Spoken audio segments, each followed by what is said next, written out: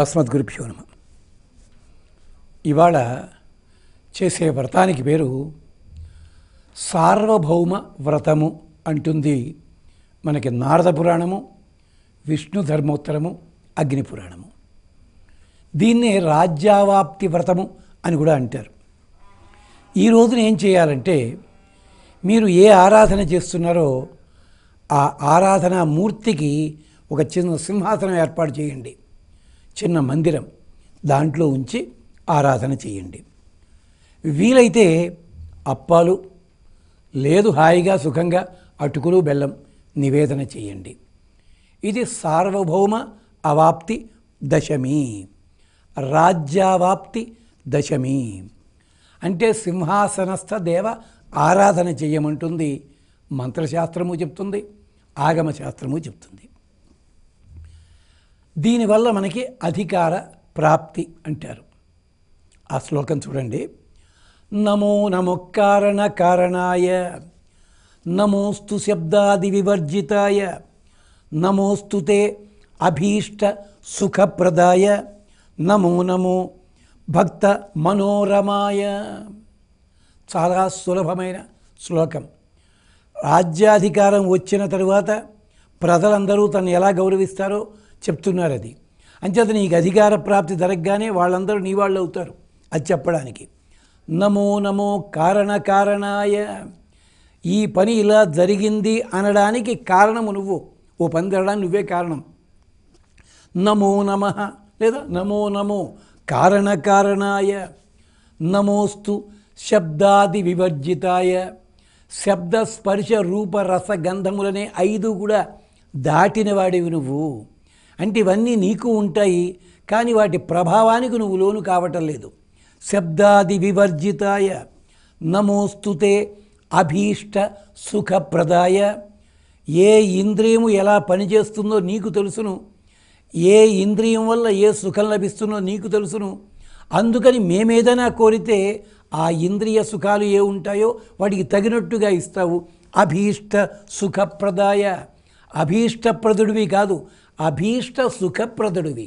అంటే కోరుకోగానే కోరికలిచ్చేవాడివి కాదు. కోరిక ఉన్నందువల్ల, కోరినందువల్ల, కోరిక ఇచ్చినందువల్ల ఏ సుఖాన్ని కోరతామో అది.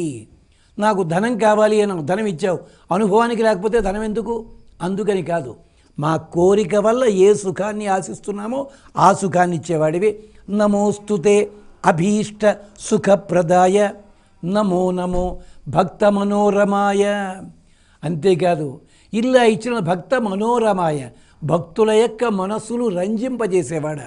అంటే అధికారి అయినవాడు, ప్రభు అయినవాడు అలా ఉండాలన్నమాట.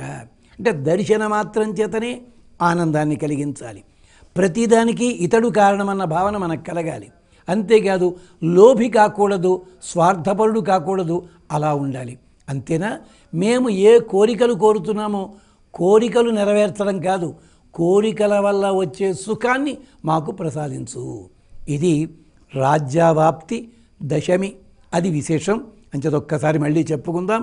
నమో నమ కారణ కారణాయ, నమోస్తు శబ్దాది వివర్జితాయ, నమోస్తుతే అభీష్ట సుఖప్రదాయ, నమో నమో భక్త మనోరమాయ. ఇది పదవి ఉన్నతికి, పదవీ స్థిరత్వానికి, పదవీ లాభానికి ఇది ఉపకరిస్తుంది. నరఘోష నివారణకి ఉపయోగిస్తుంది.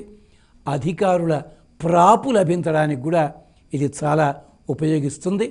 ఆరాధన చేసేటప్పుడు అప్పాలు లేదు అటుకులు బెల్లం అన్నాం. దేనికోసము? ఏదో తేలిగ్గా దొరుకుతుందని చెప్పామా? కుచేరుడు ఇచ్చింది ఏమిటండి? అటుకులే కదా. ఎంత అతులమైన సంపదలు పొందగలిగాడు.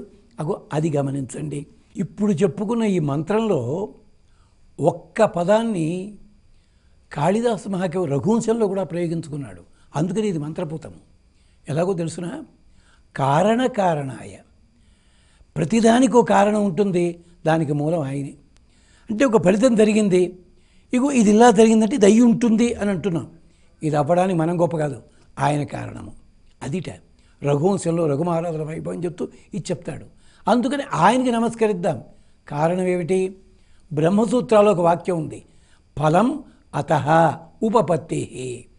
మనం పూజ చేసినందువల్ల ఫలితము కాదు, మనం ఏదో చేసినంత ఫలితము కాదు, ఫలము అతడు ఇవ్వదలుచుకున్నాడు గనక ఇచ్చాడు.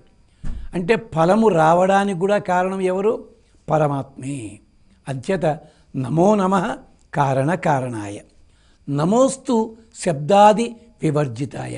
శబ్దస్పర్శరూప రసగంధములు ఆయన్ని ఏమాత్రం ప్రభావం చూపించవు, దాన్ని మించినవాడు ఆయన. నమోస్తుతే అభీష్ట సుఖప్రదాయ. అభీష్టం అంటే అంభీషయతి, భగవంతుని బెదిరించేదిట. మన కోరికలని అలాంటివే. అభీష్ట సుఖప్రదాయ నమో నమో భక్త మనోరమాయ. భక్తుడు ఏది కోరుకుంటే అది మనస్సులో ఉంటే చాలు, ఆయన తీర్చివేస్తాడు. ఇది శ్లోకాన్ని శ్రద్ధగా చదువుతాం. స్వామికి ఇటుపక్క 2 ఇటుపక్క 2 4 దీపాలు వెలిగించండి. వీలైతే నేతితో వెలిగించండి, లేదు హాయిగా మీ దగ్గర ఏ నూనె దొరికినట్టయితే దాంతో వెలిగించండి. స్వస్తి.